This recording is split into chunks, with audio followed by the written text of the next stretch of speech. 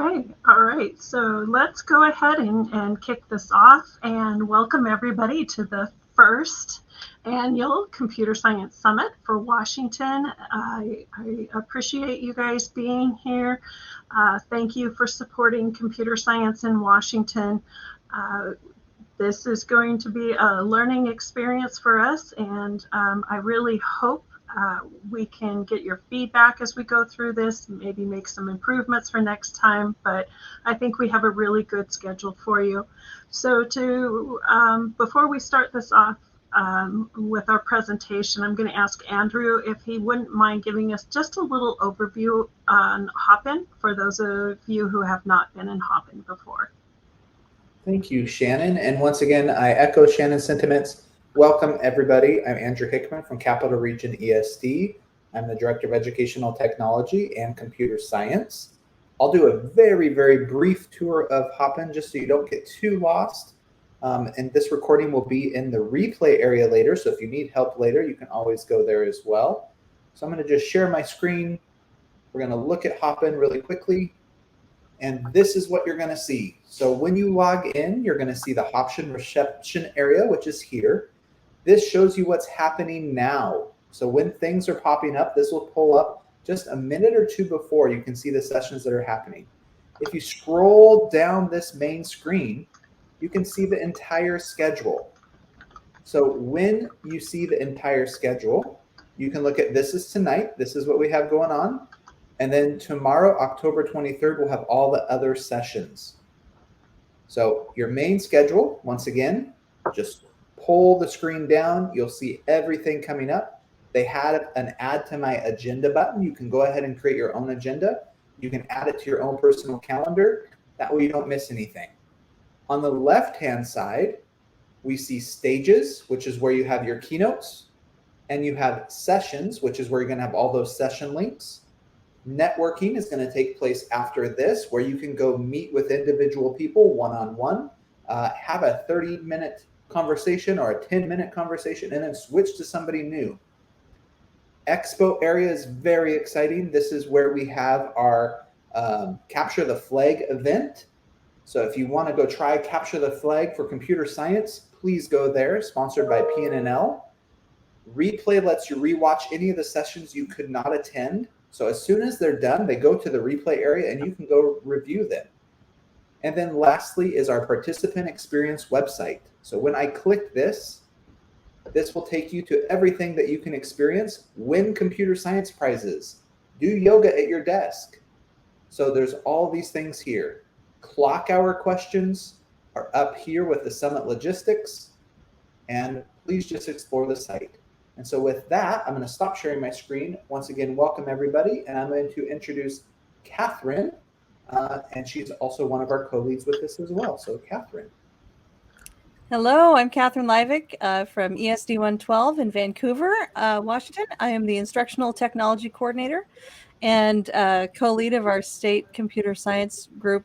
And so happy to be here. Excited to see so many of you here at this late time on a Friday after a week that has more than likely been challenging. So we appreciate you, and we know that you're all working very hard, and we're just so thrilled that you're here. And Shannon, I think you're coming now. Great, thank you. Please go ahead and visit the activities page so you can see some of those things. But tomorrow morning, you will be hearing from either Ann Mockler-Wright or one of her creators of the Capture the Flag to kind of explain to you how that's going to work at that time. What I would like to do is introduce you to Dr. Amy Coe. She's a professor at the University of Washington Information School and an adjunct professor at the Paul G. Allen School of Computer Science and Engineering. She directs the Code and Cognition Lab, where she studies human aspects of programming. She's also in charge of the University of Washington iSchool. And I will let her give you some more information. She has been a really good support for Washington over the last few years and helping us move computer science forward. So thank you, Amy, and thank you for joining us. Great. Thanks so much for the introduction, Shannon. Let's do a quick AV check. Can you see my shared screen? There we go. Okay, so it's got me, it's got my slides. I'm not going to have a lot of information on these slides. It's just going to be photographs today. And I'm really excited to be speaking with all of you today. And I want to talk to you about why computer science belongs in our schools. Now, I'm a professor, as Shannon noted, so there's some risk here that I'd try to do this by making some complicated, abstract, theoretical argument for this, but I'm not going to do that. It's a Friday, it's 4 p.m. Nobody wants that. I don't even want that. So what I'm going to do today instead is just tell a story. And in particular, I want to tell my story of how schools and teachers, when I was a child, really helped catalyze and grow a lifelong interest in not just computer science, but in everything that we do with it in society, and really changed my life. So after I share this story, then I'll turn to the stories of our state's youth and why I think we need to make room for their stories in relation to computer science and how we might help support them. So let's just start at the really very beginning. I was actually born in the Pacific Northwest in 1980 in a small town called Ontario in Eastern Oregon. I grew up with lots of rural family and lots of urban family. It was a mix of family from Portland and from Central and Southern Oregon. Shortly after, my family moved to Portland and then a suburb of Portland called West Lynn, which is where I went to my elementary school, Sunset Primary, which you see in the photograph here. And my mom was also a fifth grade teacher for 30 years in St. Helens, Oregon, just across from the Southwest Washington border. And I remember fondly visiting her classroom every single year to set it up before her kids arrived. And I adored my own teachers in my schools throughout K-12, Mrs. Wright, Mr. Hart, Mr. Strickland, Mrs. Hudson, Mr. Gonerman. All of these teachers really were pivotal in shaping my interests and my trajectory in life. They're the ones that showed me the world, they helped me find my place in it, and they helped me get to where I am today. And it's that respect and passion for learning and teaching and education that's brought me here to speak today. Because really what happened is that I fell in love with school. When I first started tutoring at my middle school, Athey Creek, which you can see in the picture here, I also fell in love with teaching. And long after that, when I went to college and discovered research, I fell in love with research about learning and teaching as well. And so my mind just constantly raced as an undergraduate with all of the things that made learning possible and all of the things that got in its way. So after that, long after I went to college and discovered research, I fell in love with research and about learning too. I was fascinated by all of these things that made learning possible and all of the things that really made learning challenging, right? The things that, the resources we didn't have, the kinds of supports that we didn't have, both teachers and students. But throughout this story, there's something that I also fell in love with at the same time, and that was computers. But not just using computers to play games, for example, but expressing myself with computers. Back in the 1980s and 90s, I made art with computers, I made music, I wrote stories. Computers for me were these amazing devices that let me explore and communicate my ideas, whether they were ideas from subjects in school or they were ideas from my life with friends or family, or even just comic books. And these kinds of expressions, they were great, right? But still, these were all about using computers. They were about harnessing the software that somebody else had built to do things to express myself. But it wasn't until 7th grade that I found my true passion for computers, and that was programming them.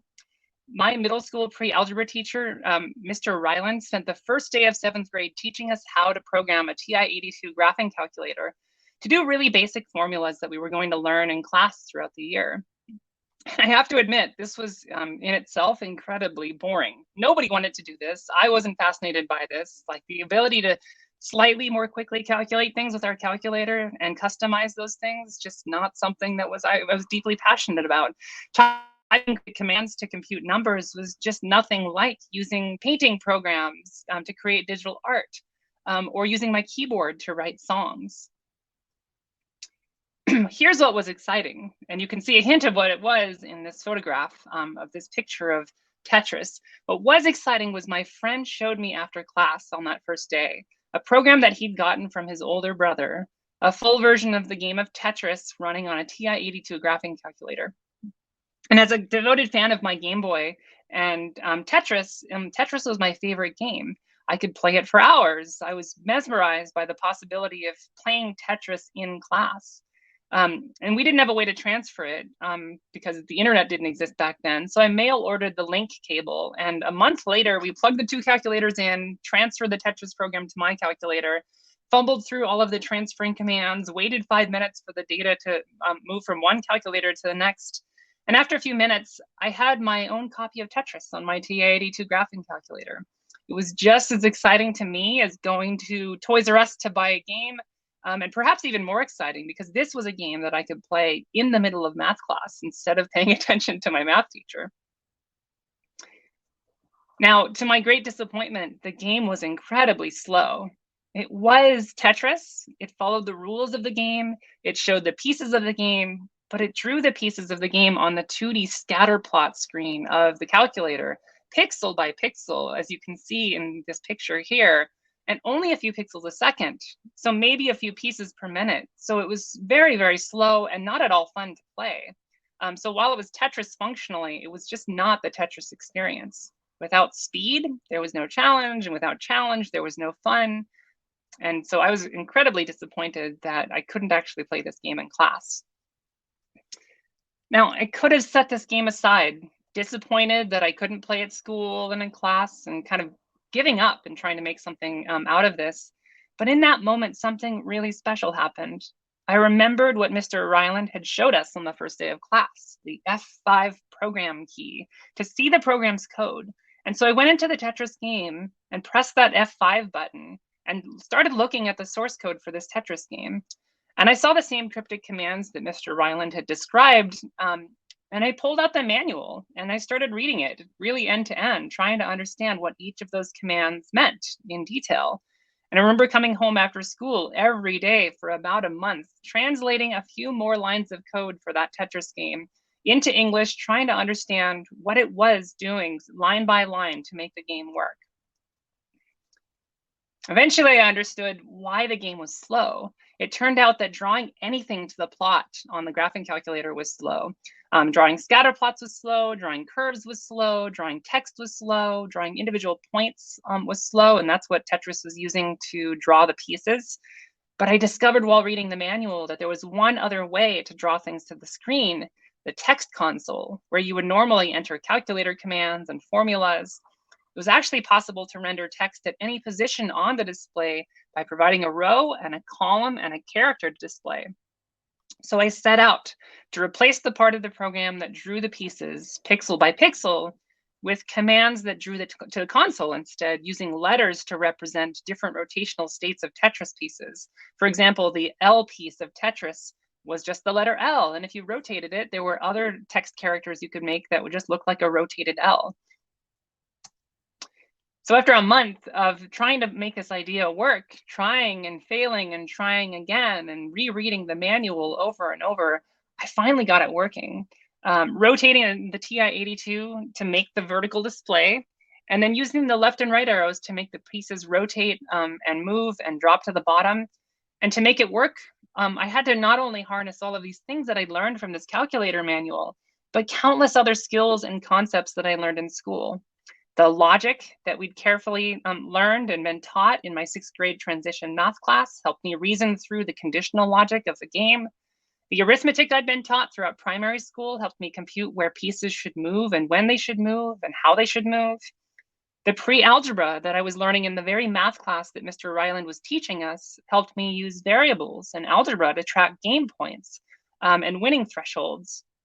The task management and organization skills that my 7th grade homeroom teacher taught us about how to keep to-do lists and keep track of larger projects. They really helped shape my ability to track this project over a month. Even the careful reading comprehension I was taught throughout 6th grade English helped me extract meaning from the calculator manual and understand how it was structured and what each of the passages meant. And it turns out that even art classes were relevant. The sketching skills that I'd learned in 7th grade calligraphy and sculpture classes, they taught me how to plan my piece and these screen layouts and really think about what did I want to achieve in rendering these things on screen. And the result was a revised game that was lightning fast that I could actually play in class. In fact, I even had to insert a command to slow it down because it was too fast to play. So the next day, I took my link cable and transferred it to all of my classmates' calculators. And for a good portion of the beginning of class that day, all of us were playing Tetris on our calculators instead of learning about algebra. It was a glorious moment in my middle school days and childhood. All of my classmates were amazed. My self-efficacy for programming this calculator skyrocketed. And suddenly all of that passion for making art and music with computers shifted to programming computers to make art, to make music, to make stories, animations, games, and other types of media. Of course, my teacher wasn't as impressed. In fact, he confiscated all of our calculators for the day. And after class, he pulled me aside after returning the calculators to us, and he's had me stay behind for a chat. And he told me that he was incredibly proud of what I'd created. It maybe didn't belong in math class, but I should keep doing it. And he really wanted me to teach him how to make it work too. So in that moment, I could have felt really deflated, right? Kind of all of these wonderful things that was happening in class that got shut down. But instead, he'd made me feel proud. I'd made something that earned the respect of all of my peers and my teacher. And this wasn't an easy feat for a young, shy, unpopular, closeted trans girl looking for ways to make friends and escape puberty. And so I persisted at home. I started creating interactive text adventures. I created action games. I made interactive animations and art. I learned enough geometry to begin making 3D worlds and simulations. My friends made art, music, and sounds, and we started making games together in which we would drive around a block-for-block recreation of our neighborhood, trying to not run into houses or trees. So computing to my friends and I was creativity, it was community, it was friendship, it was identity, it was play, it was independence, it was confidence, all rolled into one. And computer programming, coding, was the engine for all of that work. It allowed me to create anything that we could imagine as long as I was willing to learn how to make it and persist.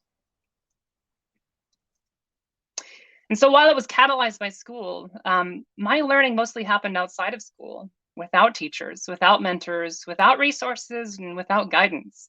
All I had at the beginning was that calculator manual and the used technical books I'd bought for $1 at Powell's Books downtown Portland, and my mind.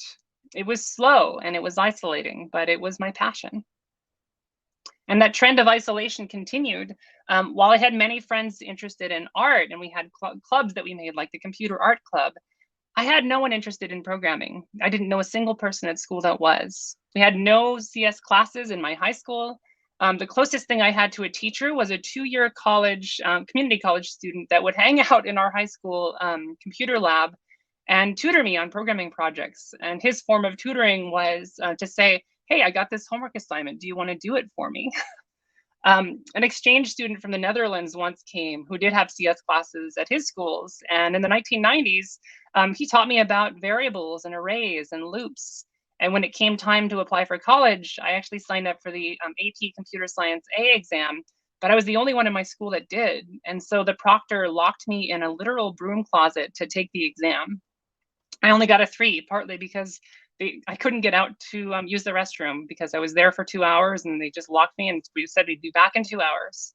And partly because I had no idea what would be on it. I had nobody to provide any guidance about those things.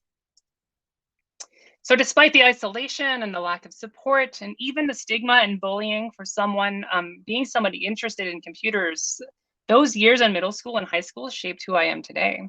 I went on to major in computer science and psychology in college, to fall in love with invention and discovery, and eventually got a PhD in human-computer interaction, a field of computer science, and that studies how people and computing interact. And since 2008, I've been a professor at the University of Washington, a school I always dreamed of attending as a student, but now help run as a tenured professor. And over the past 10 years, I've turned my state-subsidized research attention to a question. How can we catalyze the kinds of experiences that I had with computing in middle school and high school for all youth, independent of what their interests might be, whatever their identities might be, whatever their abilities might be, and not just in Washington State, but really everywhere in the world? Because computing isn't just about games. It's not just about music, art, animation, algebra, or geometry like it was for me. In our modern world, in which computing is woven into everything, it's also about science, and it's about health and wellness and engineering, sustainability, even politics, love, war, and culture, the past, the present, and the future. Just as with the invention of the book, there isn't a single discipline that hasn't been radically changed by computing in the past 50 years. And so there isn't a single student that doesn't need to understand something about what that means for themselves and for the world. And so this question of how to catalyze personally meaningful, culturally sustaining CS learning experiences has led me to do several things. It inspired research. I started asking questions like, how can we teach CS in equitable, inclusive, and culturally responsive and sustaining ways? My lab has invented numerous teaching methods that are now part of curriculum used across North America, Europe, and Asia. It inspired teaching. I've taught high school CS classes for the past 5 summers through the University of Washington's Upward Bound program to 4 of our regional high schools nearby.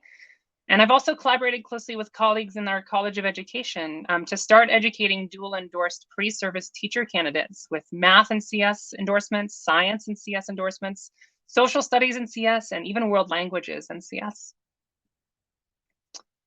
And this question has also inspired service. I've not only organized my local community around Puget Sound, but also helped organize the state, leading the CS for All Washington advocacy group that Shannon mentioned, a group of stakeholders from across the state who help inform the state's K-12 CS education policy needs, advocate for resources, and work closely with Shannon to organize information about K-12 CS education in Washington state.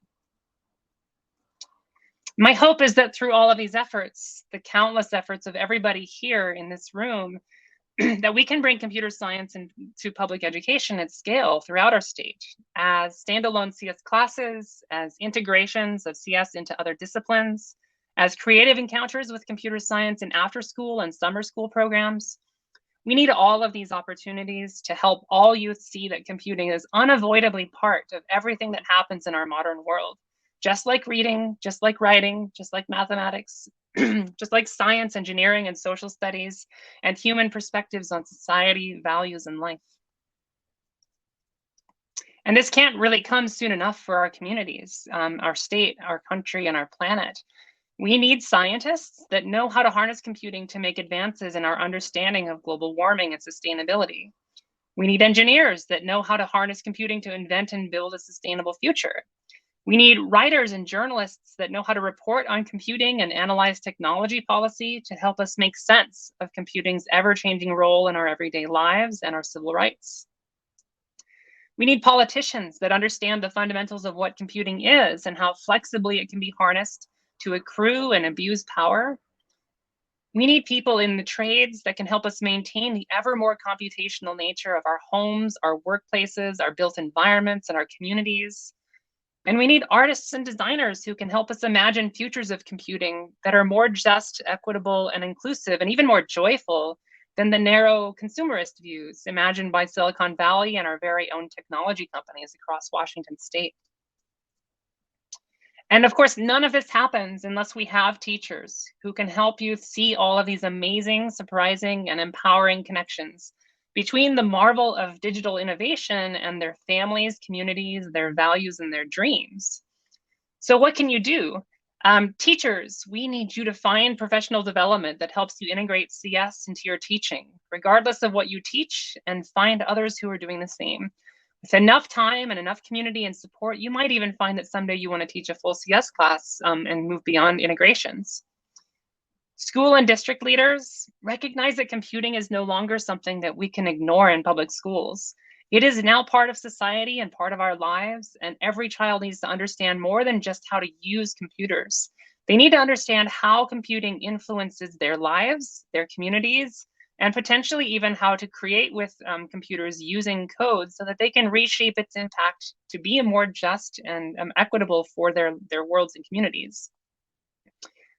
Policymakers need to recognize that none of the education reform visions that we might talk about here today and tomorrow will happen unless we really simplify the complex web of policies and regulations that stand in the way of teacher certification and invest in our public schools, not just for CS, but for all subjects and all teachers, because CS is part of all subjects. And then those of you in industry know that schools aren't just here to create future employees for your businesses. They're here to inspire the next founder of the next businesses, and not just of for-profit businesses, but of not-for-profits and even government organizations that are going to ensure a healthy, well, and sustainable future for all of us, but also political leaders that we need to organize us around these visions. So industry needs to support the good work that public schools are trying to do and recognize that not everything is just about profit for organizations, but also about all of these other dimensions of society. And for everyone else, know that there is a role for you too. Check out the website csforallwa.org for suggestions on how to volunteer, organize, contribute, and advocate. I hope that everybody across our state can come together around these goals and activities, not only at the summit, but in the coming years and decades to help us realize some of these dreams. Our children deserve it, our world needs it, and our teachers need all the help they can get to make it possible. Thank you.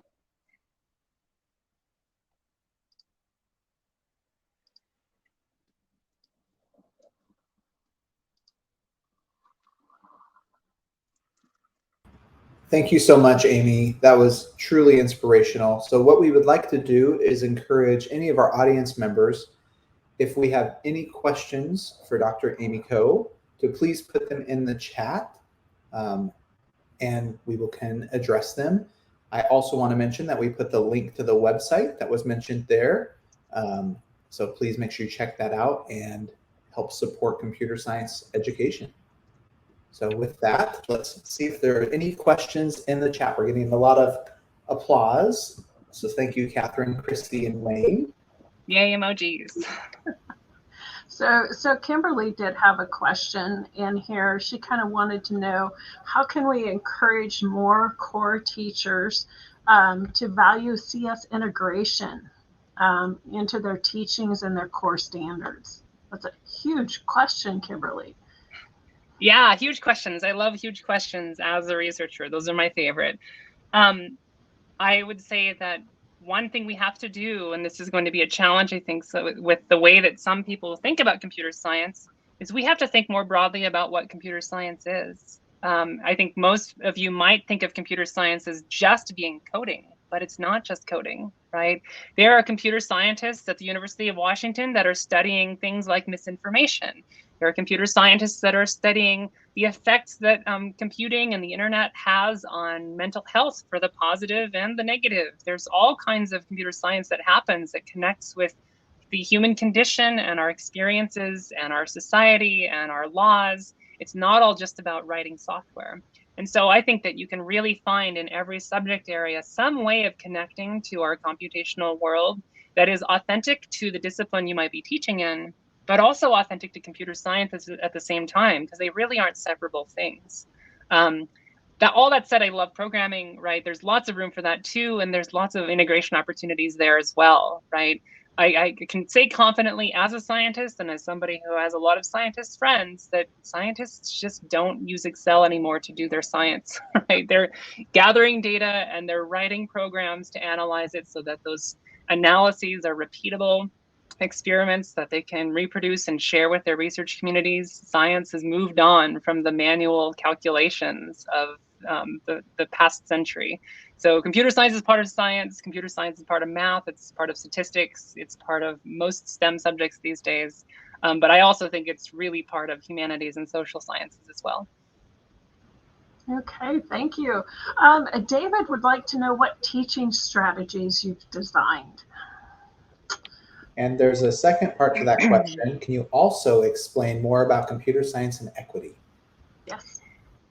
Those two are actually closely related to each other, right? Because teaching methods, you don't design them independent of who's doing the learning and the context in which they're learning and what resources they have for learning. So what we've done is invented a lot of learning techniques and methods and even learning technologies that really take as an assumption that understanding how a computer executes programs is something that's nobody can know. Nobody can just guess, right? I gave it a story of how I had to read the calculator manual over and over and over again to understand how basic programs on that calculator were being executed. This is not something that anybody is born knowing, right? And yet a lot of the methods that we use to teach programming languages and programming in general, they sort of just expect students to pick it up, right? Or if we just have them write enough programs, they'll eventually figure out how programs execute, right? And our research shows that no, that's not actually the case. And all of those assumptions about who can learn this and who can't learn this and who's born with skills and who's not, all of these things are just myths, right? So when you start looking at teaching methods and pedagogies and learning technologies that take those assumptions and those myths and set them aside and just say, here's this really weird thing that we've created as humanity. It's these machines that take these instructions and do them sort of without thinking and then execute them really, really quickly. How do we help people understand how these machines work? That's what's been really effective. So we have some tutors, for example, some computer-based tutors that will very carefully step through for every part of a programming language. How does each part of the language work? How does it execute things? Kind of like the calculator manual that I was using, but one that's much more interactive, provides feedback, builds confidence over time. And we have it so that we can actually teach people like JavaScript or Python or Java and let them understand how those programs execute in just about 3 or 4 hours instead of a whole year of a class, for example.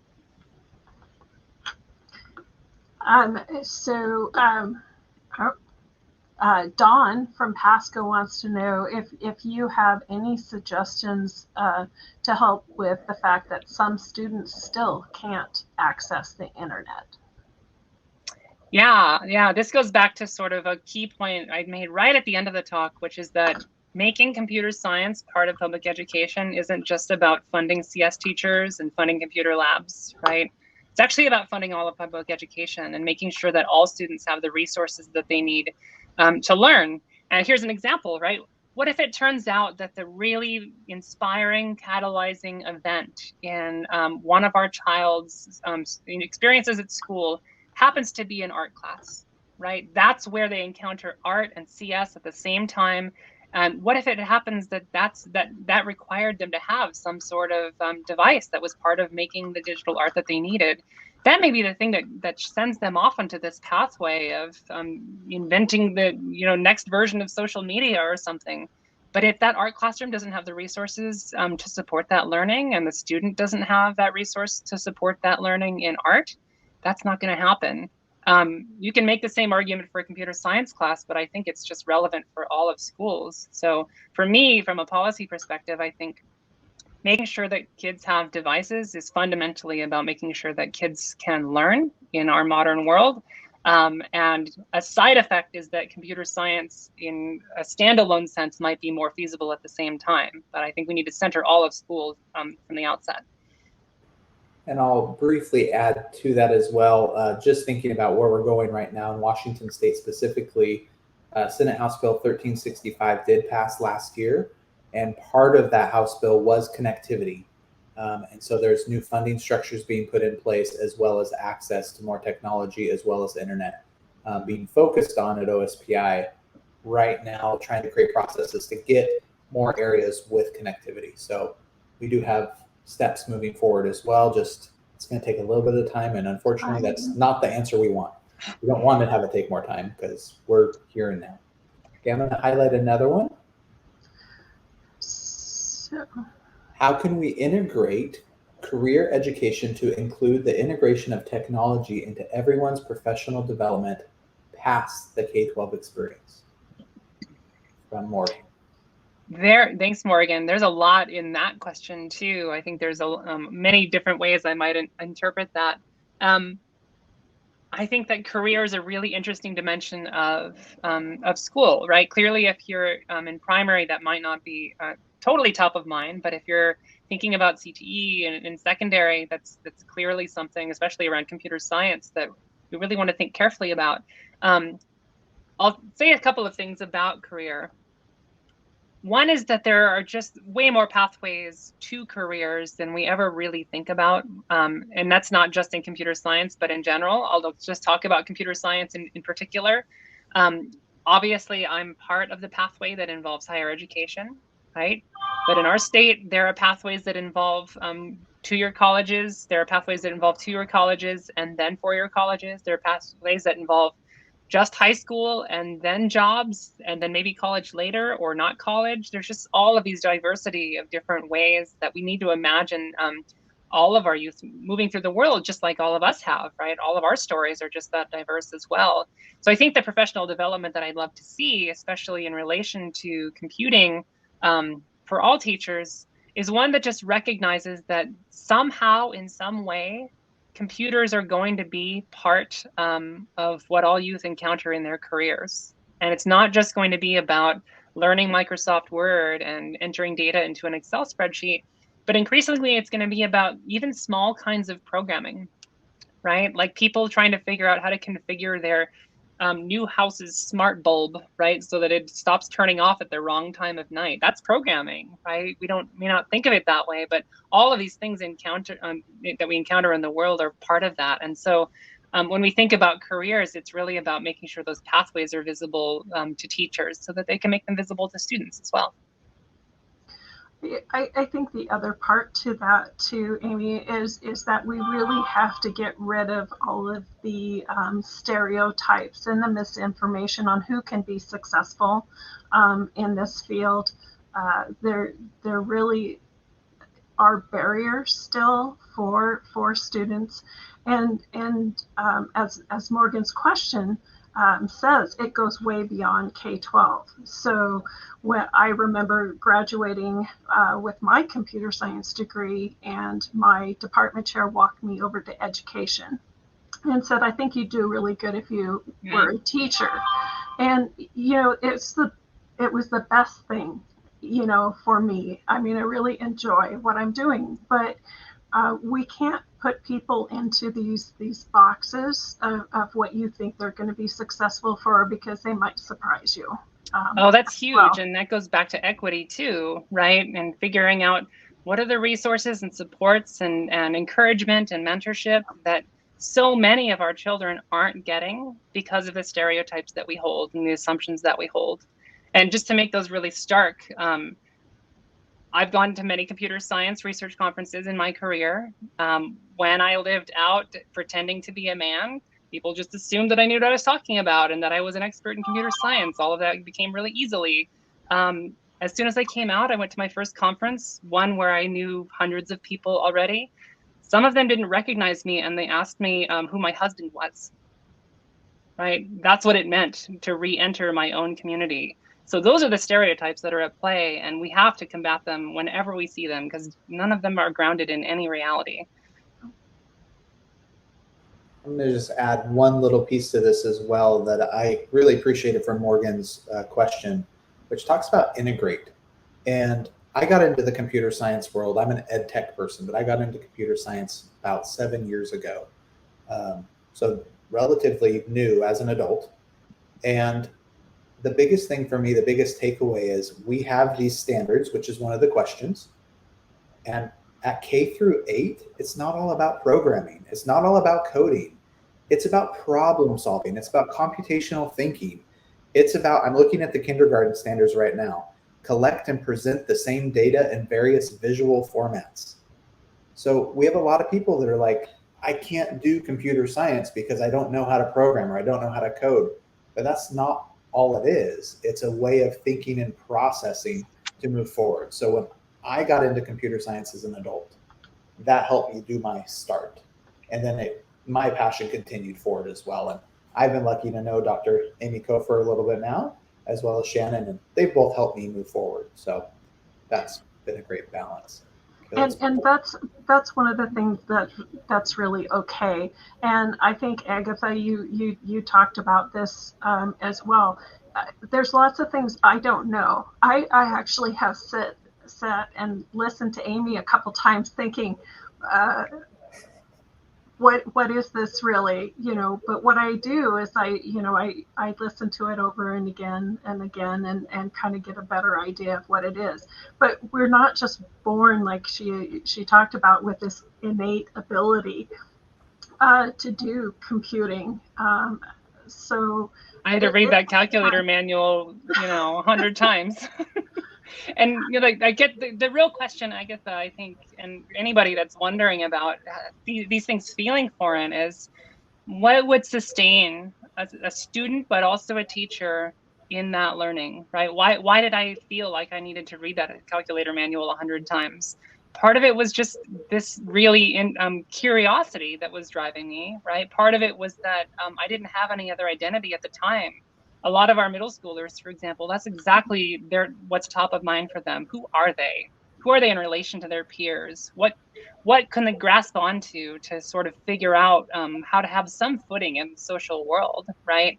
And so in some ways, like, it's easier for our students to find that because they're looking for something to be motivated by, right? But our teachers and ourselves as adults, it's a lot harder for us because maybe we've figured out a lot of those things, and now it's just, yet another thing to learn that I don't know if I can, right?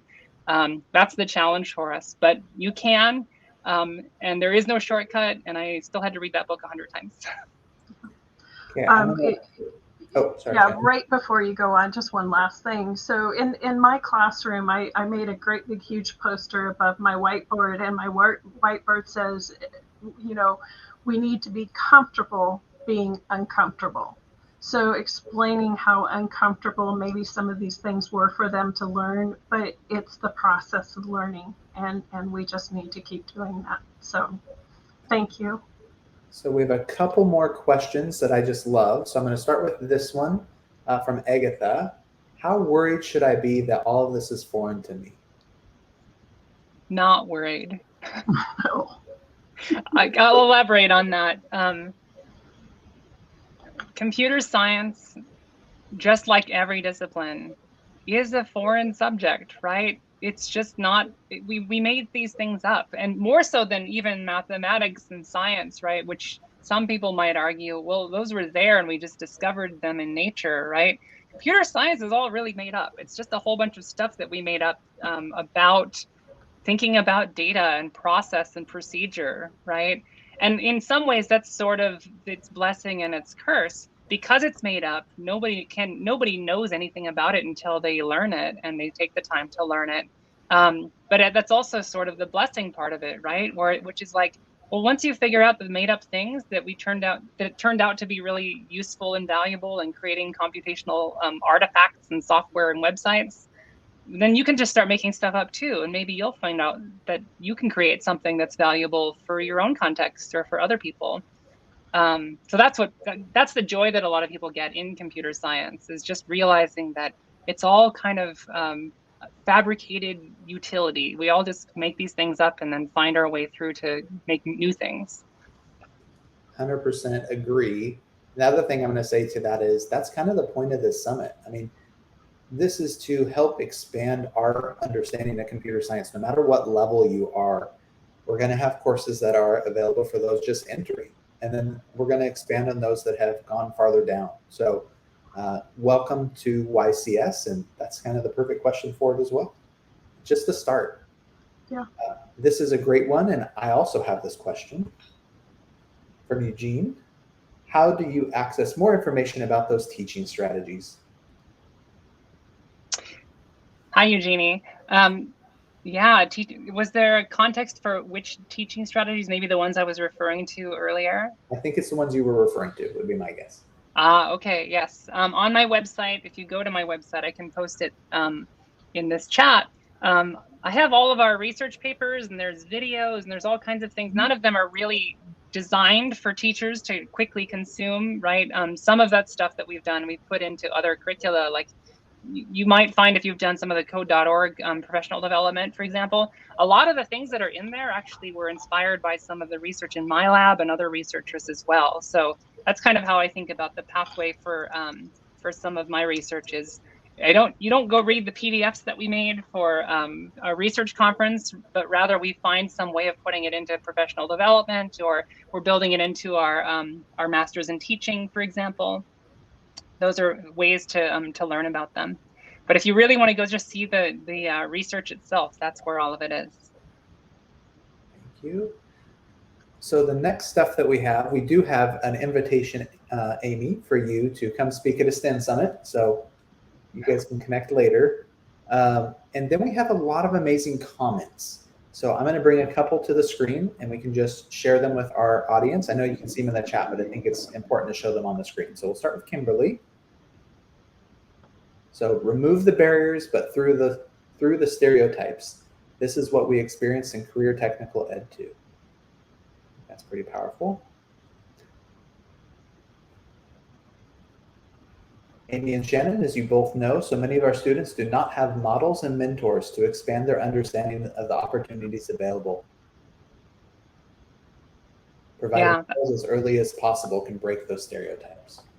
That's a huge one. One of the things that we're doing in the information school, which is where I'm faculty, is we're taking a lot of the students that have joined our program from across the state and finding ways of supporting their time to actually be those mentors and back in their communities, right? Go back to the schools where they came from and really show them what is in the rest of the state, the ideas that are out there. It doesn't necessarily mean that they come to the University of Washington. It means they could go to Washington State or any other university, or maybe just find a career pathway. But they need to see that those things are possible for the people that come from their communities as well. Okay, this one is from Kim. I teach technology to all my students at my school from K through 5th. I want to give them a good foundation of tech, CS, and digital citizenship, so they feel that this is an option for them as they progress through the grades. I want all of my students to think that this is for them. Thank you so much, Kim. That's fabulous. That's wonderful. Okay. From Anne. Even those who have advanced degrees in CS are on a continual learning journey because CS is not a static subject. No. Yep, I was fixing a bug yesterday on the very website I just shared a link to you with, and I spent an hour having to learn a new thing in order to make it work again.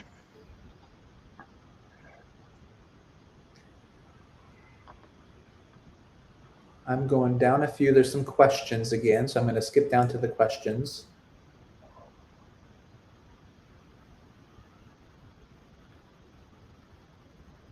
Okay, let's do this one. What are some strategies you have found to be successful to recruit and interest high school kids in computer science? In a rural area, agriculture holds strong in enrollment. Yeah, that's a great question. I think that's all about integration, right? At least from a teaching perspective. From a student perspective, I think it's about starting from where students are, right? Starting from what their values are, what their interests are, and making space for those interests in your classroom.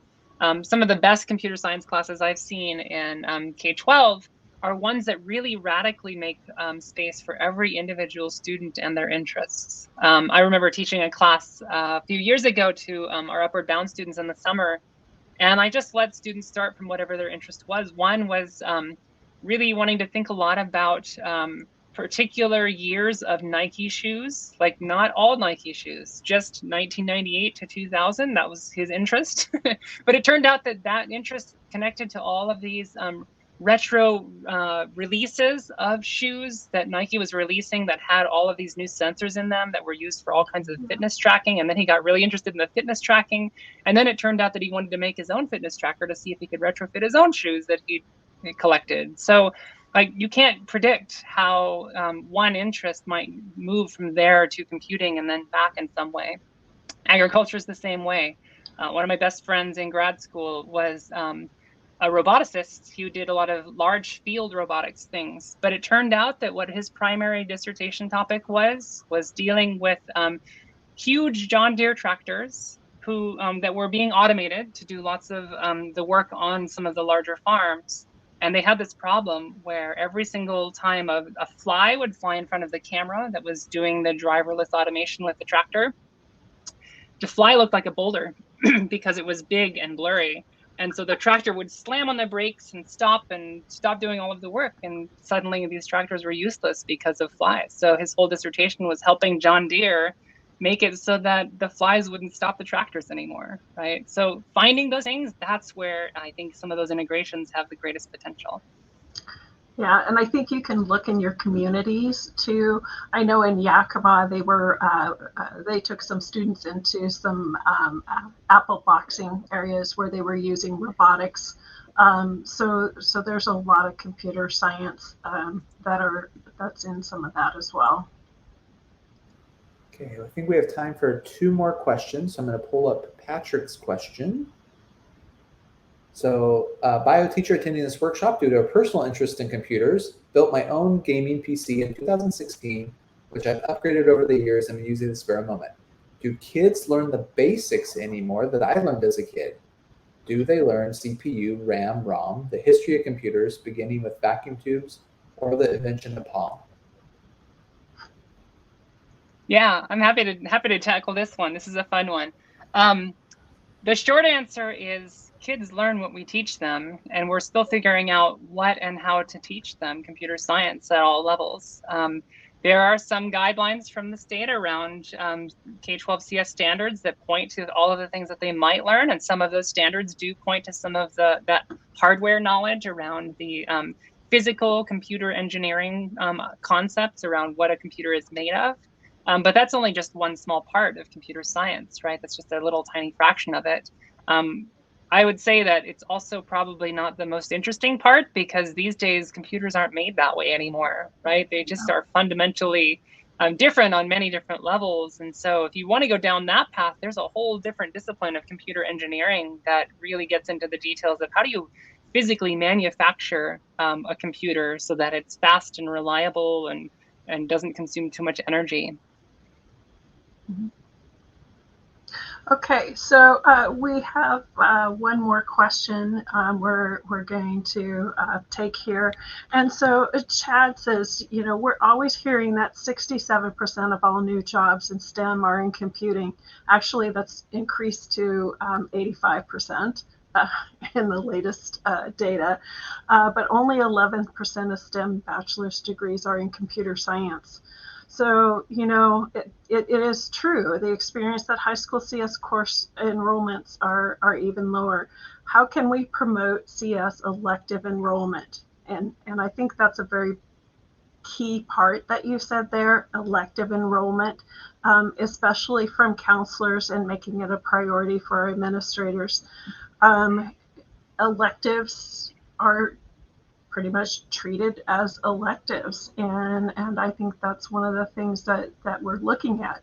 Nationally right now, we have 9 states where computer science is a graduation requirement. So whether it's a half a credit or a credit, but as long as it's going to be an elective, we need to really get kids interested in what they can do, what the possibilities are, even doing things like a family code night in elementary, getting kids excited about it when they're younger.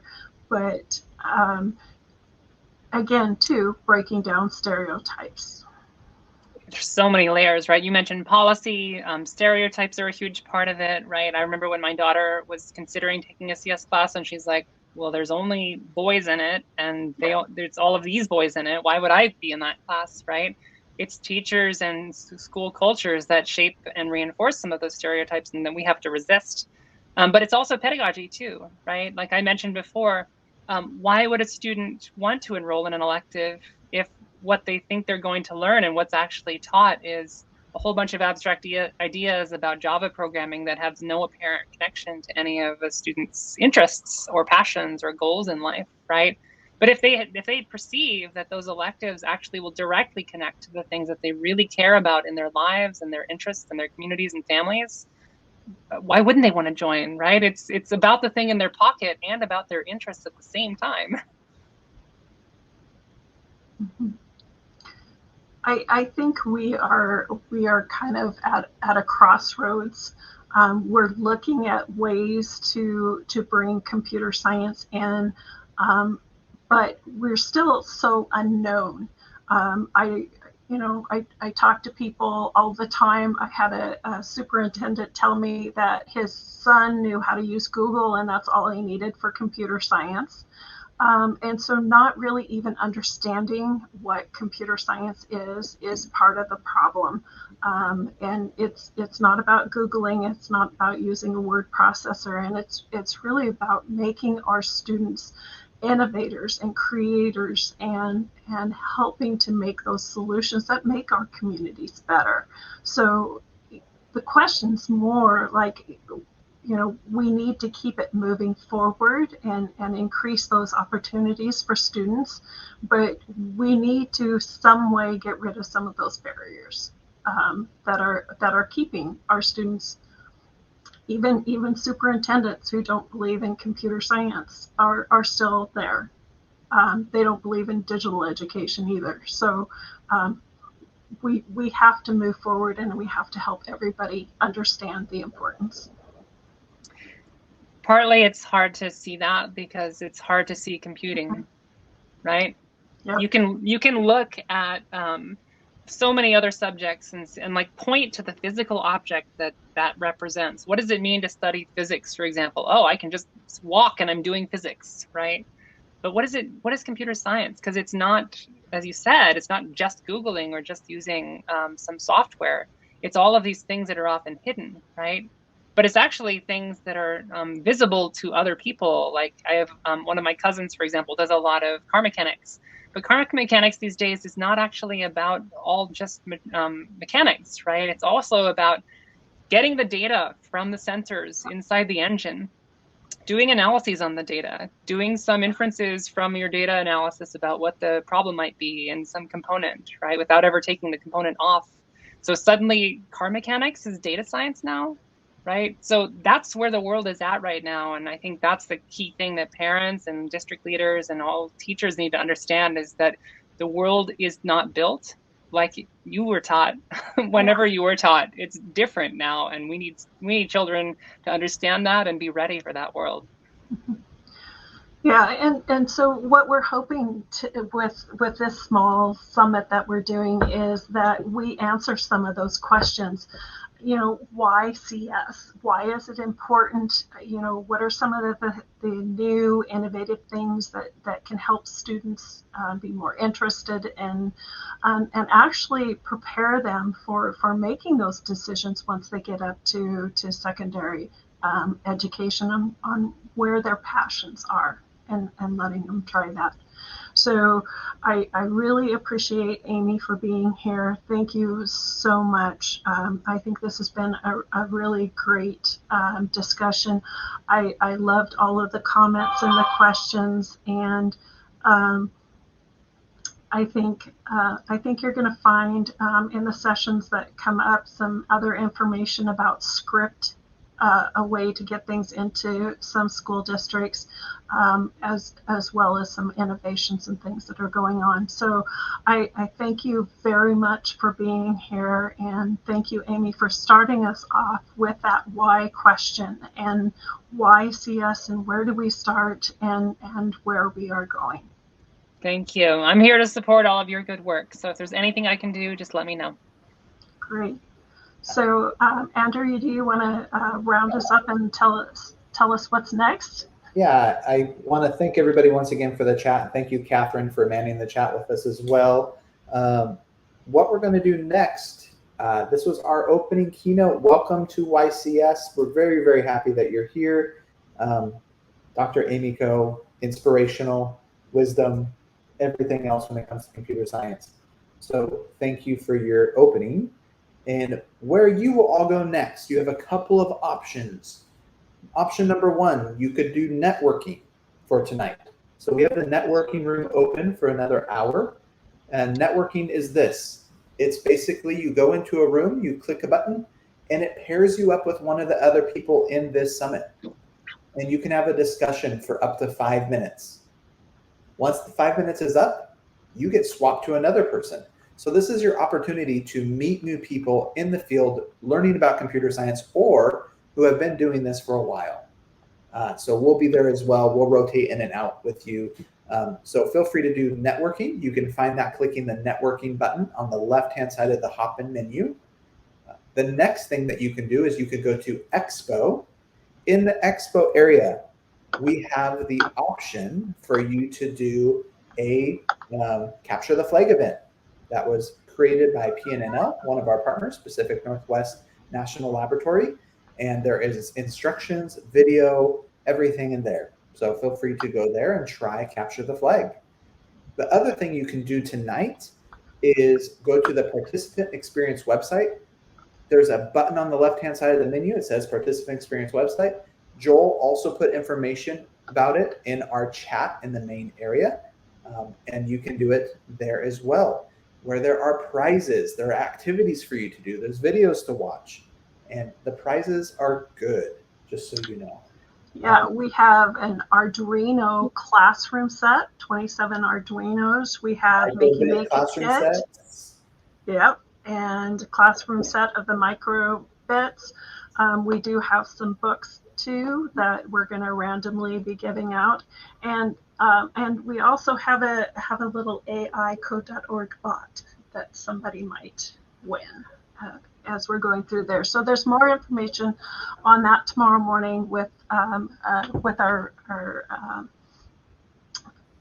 presenters, and hopefully another inspiring presentation tomorrow morning as well. Yep. The other thing that you need to know, so we are starting tomorrow morning at 9:15 with our second keynote. So when you log back in, the room will open up at 9, but it officially starts at 9:15. Question in the chat, where was Capture the Flag? Back in Hopin, the main area, there's a button on the left that's called Expo. When you click Expo, you can play Capture the Flag. It will say live, and you can go in and do everything that it says. But other than that, we will start our live keynote again tomorrow at 9:15 in the morning. So same way you did it today. After the keynote is when all the sessions begin, and you can pick your different areas. So where do you want to go? Kathryn, did I miss anything that you would like to announce? I think you covered it, and I hope that everyone will be able to navigate around. I know if you're not used to hopping yet, you can be a little like, where are things? Where am I going? It's going to be okay. You just click around. You're not going to break it. You'll find your way, and then tomorrow you'll be ready to go. And I mentioned it in the chat, but I just want to say how great all these questions and comments have been. And for me, it gives me a lot to think about as far as how we can support our districts. And I really appreciate those comments. And before we all leave to go to networking, the expo, or the fun prize activities, if everybody can give Dr. Amy Coe another round of applause in the chat, that'd be amazing. Thank you for being our keynote. The time frame that you're on Hopin tonight is up to you. Nobody is going to be checking how long you stay networking. I think we had scheduled that it would be open until 7, so I think we'll actually be open until everybody leaves. So if at 6 o'clock everybody leaves, we're closed. But we'll be up to 7 o'clock for those people who are still interested. Yep, but no time police. So if you need to go, you got to go. Okay. Have a great night, everybody. Thank you. See you tomorrow.